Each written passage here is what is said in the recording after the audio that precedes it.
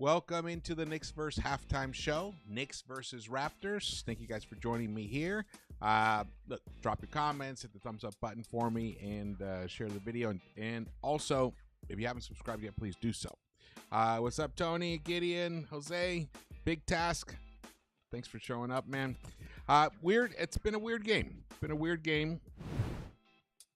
Basically, it's been the tale of two quarters. The Knicks came out, were taking control of the game towards the end of that first quarter, and then basically gave it up to the Raptors, and the Raptors go into halftime leading the Knicks 61-60. As you can see here, the team stats. One thing that is to note is the Raptors have gotten 10 more shot attempts than the Knicks have had this game. So they're hustling, they're getting the loose balls, and it shows right here, second chance points. They're only leading 10-8. But they've had so many more opportunities to get those second chance points. If the Knicks could cut down on that, they would be ahead right now probably by 6 if it weren't for that. The points in the paint, very even. The Knicks are +4 right there, 28-24. The fast break points is where the Knicks need to toughen up on that transition defense. Now, it's difficult. RJ is one of the best. Actually, in transition, that's one of the major things that he talked about in that article that came out today, which you guys, if you haven't read it, you should read it. It was a really interesting article, really touching. It talked a lot about the passing of his brother. I never knew any details about it, so you should definitely check it out. I'm still a big RJ fan, even though he's wearing another uniform. Once a Knick, always a Knick. So it's nice to see him come out. He's having an amazing game against the Knicks right now. And he's probably mostly responsible for these fast break points, 14-5, which has basically kept them around. Because when you look at the rebound, they're winning the rebound battle. They're +3. We got 17 assists. We're +4 there. Turnovers, we've only turned the ball over 5 times, but they've only turned it over 3 times. That is tremendous ball management right there. We're kicking them, beating them in field goal percentage shooting. We're beating them in three-point shooting. But free throws, they are ahead there. Let's get to the rest of the box score here. You can see the leading scorers for the Knicks in this first half are OG Anunoby with 10 points and Karl Anthony Towns along also with 10 points. But look at OG, he's a -8 and plus-minus. Pretty fascinating that's how that turned out right there. Even though they gave him credit for 2 blocks, again, I think I saw even more than 2 already. Towns has 1. Towns, this is his first game back after sitting out against the Pistons with the knee contusion. He does look a little bit rusty, but man, is his passing on point. He has 3 assists here. There's been several backdoor cuts by Bridges and by OG that Towns has found his guy. It's a beautiful sight to see. I feel like that is something that the Knicks have this season that they didn't have last season, that backdoor cut. And it's one of the best plays, one of the easiest. You got to know when to time it. But the fact that they're communicating with each other, whether through eyes or some kind of a keyword or whatever, it's working out, and I'm loving seeing that. I feel like this is the kind of game where the Knicks come out they play with their food a little bit, and then they clamp down and just sail away with the victory in the second half. Let's see. Let's see if they can do it, because, that game on Saturday was truly disappointing. I couldn't believe that the Knicks took the Pistons that lightly, especially this team. The Knicks have played them before, and they know that they have young guys who want to prove themselves. Cade is showing that he has that all-star type pedigree, and he can deliver it on the floor. Maybe he won't be an all-star this year, but I could see next year, the year after that, I could see him being an all-star, basically, moving forward in his life. And they have a lot of good young talent, so the Knicks took the Pistons lightly. And to do that at MSG is really disappointing. Now, we were missing Karl-Anthony Towns and campaign. But still, that shouldn't be an excuse. The Knicks should have been able to take care of business, and they weren't able to take care of business on Saturday. So today, this makes it even more important that we do take care of business here tonight. Let's look at what's the other thing here. Jalen Brunson, 3 of 6. Only 6 shot attempts for him in 17 and a half minutes. I like to see him be a little more aggressive, just because I think it kind of makes the life easier for all the others on the team. 6 is, I would rather see him around 8. Between 8 and 10 shot attempts per half. Basically the Toronto's game plan is to get the ball out of Brunson's hands. So it's working because he's only had 6 shot attempts, but 2 of 4 from the 3-point line. However, once again, another poor free throw shooting game for Jalen Brunson. He's missed 3 out of 4 free throw attempts. The Knicks, if he hits all 4 of them, Knicks are up right now. So these are the things, the little details that the Knicks have to start focusing on, especially if they want to be the team that we need them to be, the team that we know they can be, which is truly one of the top echelon contending teams in the NBA. Regardless, East or West, whatever, just one of the top 4, 5 contending teams in the NBA. And they are close. They have games like that. They have nights like that where they look like no one can beat them.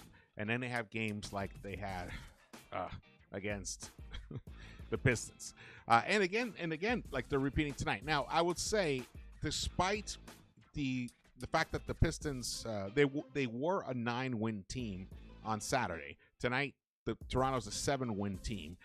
These teams are better than their records. And as the season wears on, it'll prove that out, especially the Raptors. The Raptors are not the second worst team in the East by far. They've just been hit with injuries. Emmanuel Quickley, again, missing another game. I think he's only played 3 games this whole season so far. So when they get whole, and also same with Bruce Brown, when they get whole, this team is going to make a lot of noise, and they will be a lot more dangerous than they are right now. What's up, Mr. B, SF Wisdom, Yuri? What's going on, man? I got Victor in the house. What's up, man? Salute to you guys. The Knicks are shooting they're shooting 8 of 19 from the 3-point line, which is a nice number.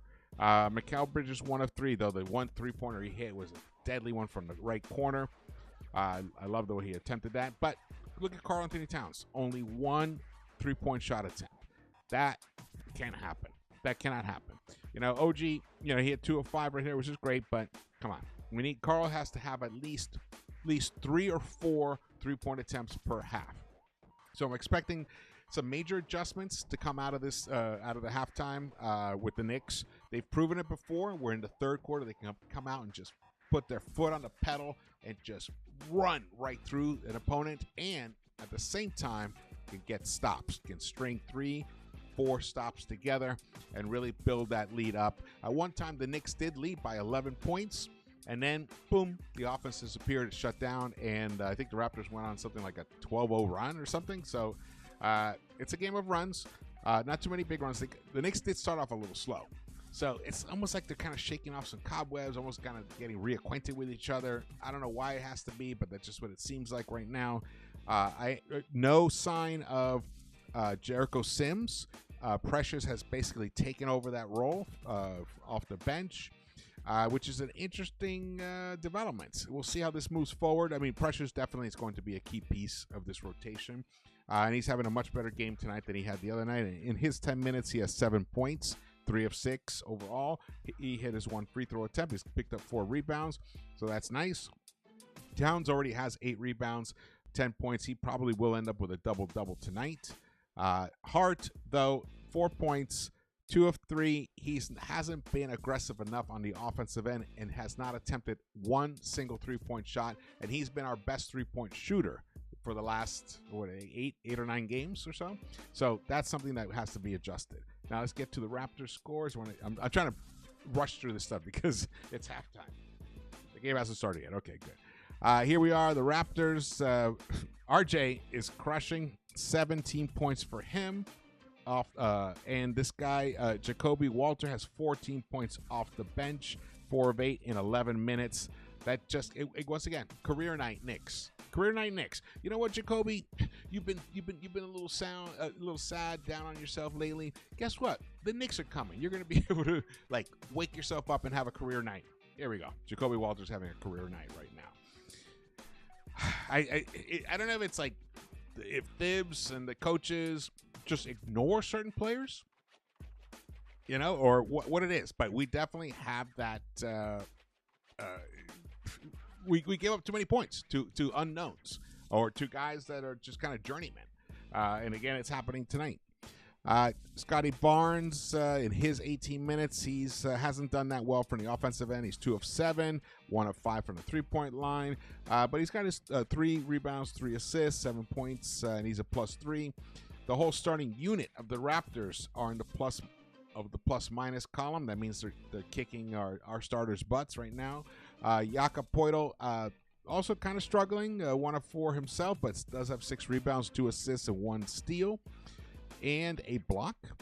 Along with Kelly Olynyk has a block as well. Ochai Agbaji, he's got 7 points in his 15 and a half minutes, but RJ Barrett is the story tonight. He's only missed 2 shots. He's taken 9, only missed 2. He's hit 3 of 4 from the three-point line, 75%. He said in that interview that he basically the gist of what he was saying is that he's much more comfortable playing at the pace that the Raptors play as opposed to the pace that the Knicks played when he was on the Knicks. And I can see it because it creates more opportunities for him on the open floor. And even though he's not the fastest guy, he has the ability with his strength and just enough ball handling experience to be able to get and finish at the hoop. And he did it to the Knicks. He's been doing it to the Knicks tonight. But he's also hitting his three-point shot right now. I can see it. His release is really nice and smooth at the moment. He had 6 or 7 games where he struggled and he was shooting 30%. That's gone right now. This guy is on fire. He's actually one of the hottest players in the NBA at the moment. Grady Dick is struggling, 2 of 8 overall, so we've done a good job of neutralizing him. Honestly, if it weren't for letting this guy Jacoby Walter go off on us, we'd be winning this game probably up by 10. So, again, adjustments. Knicks got to get it together. They have to look at methods to. Let me see if I can pull up the halftime score. Here we go. First half. Yeah, I wanted to look at it by quarter. So in the first quarter, the Knicks did an excellent job. They came out shooting 63.2%, 80% from the three-point line. We were leading by 7. It was 34-27.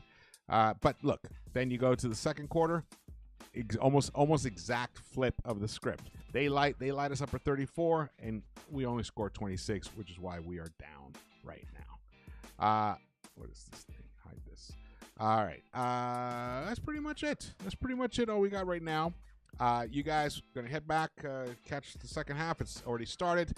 Thank you for joining me here. I will be doing a post-game recap. And I will see you around the Knicks-Verse. Let's go. Let's take care of business this second half.